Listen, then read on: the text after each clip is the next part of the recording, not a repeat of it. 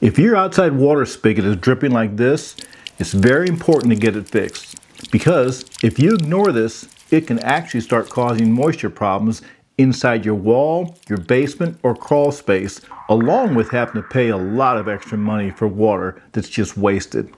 Now, I've had people tell me that they were quoted $300, $500, even $800 to replace an outdoor faucet like this. But in most cases, you don't need to replace it at all, and you may not realize just how easy it is to fix. Usually you can fix it yourself for under $10. Now, let me show you exactly how to fix it the right way and how to make sure it doesn't happen again. So let's get started.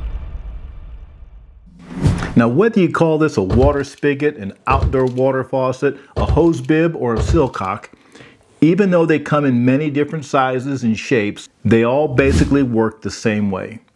There's 3 places where you'll normally see leaks, and one is right here. That's the most common. No matter how tight you turn the handle, it still drips.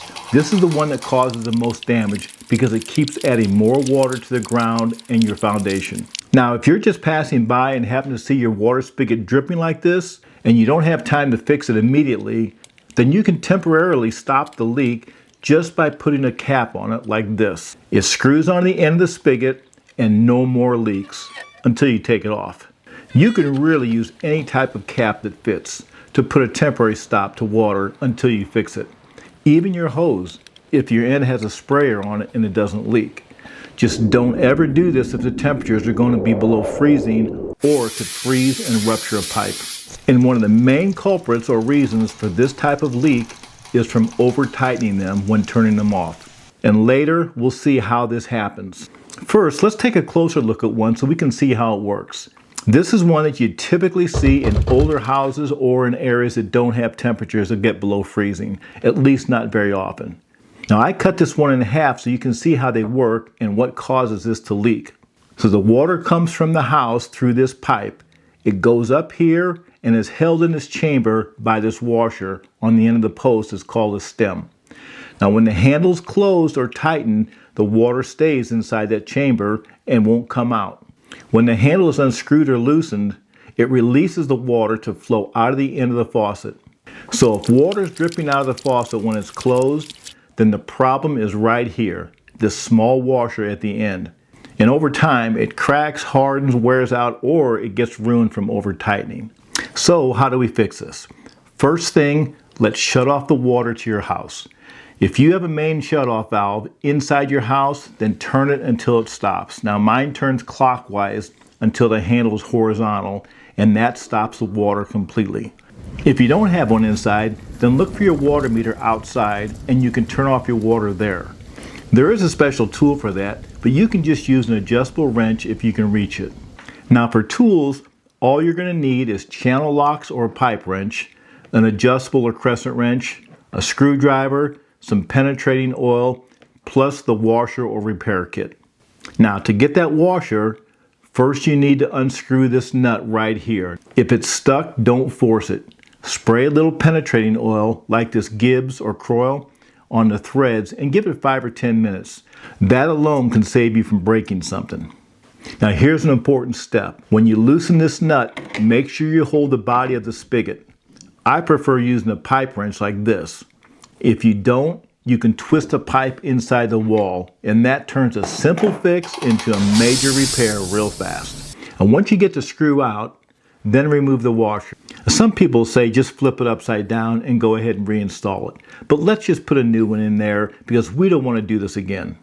Now, if you don't have one, take it with you and go up to the hardware store and find one that's exact size, or I like to keep an assortment box like this with different sizes because I'm always replacing something for myself or someone else. When you put the new washer on, make sure it's the flat side that's showing and it doesn't have any printing on it. I also like to clean up the inside to make sure things go back easy. Now, when you install the new washer, just snug it down and don't over tighten it. You want a good seal, not a crushed washer. Now, that's going to stop the dripping from the front of the spigot. But if you have water coming out from behind the handle, this is a good time to take care of that also. There's a repair kit you can purchase for each different type of water spigot that has all the parts and washers inside. If I'm replacing this washer, then normally I replace the other parts also because they're probably getting ready to go bad. On this type of water spigot, under the packing nut is a washer called a packing bonnet, or some people just call it packing. So in order to replace that, just unscrew the handle, slip off the packing nut, and then the packing bonnet. Now let's clean everything up before we install the new parts. Then just put the flat metal washer on first, then the new packing bonnet, and then the packing nut. Now screw the handle on it. Now there's one last place we need to check.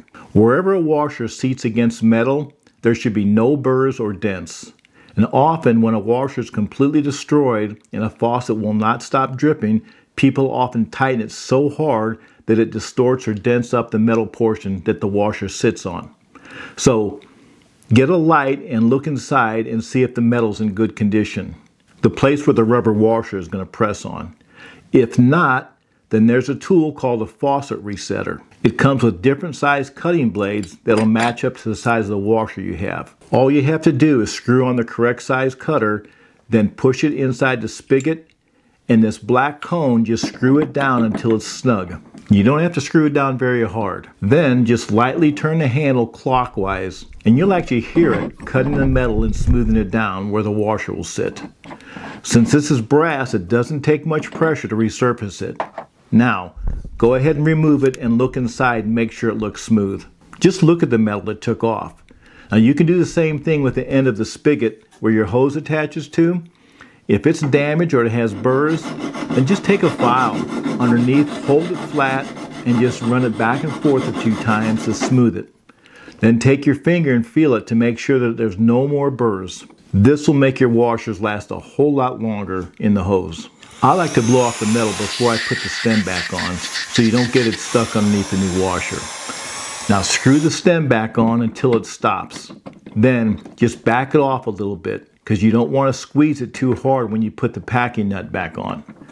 Now just tighten the packing nut back down, but don't over tighten it. In order to make the new washer last longer, always remember that when you tighten the handle to shut off the water, you only need to tighten it enough until the water stops. Over tightening it will damage and distort the rubber washer.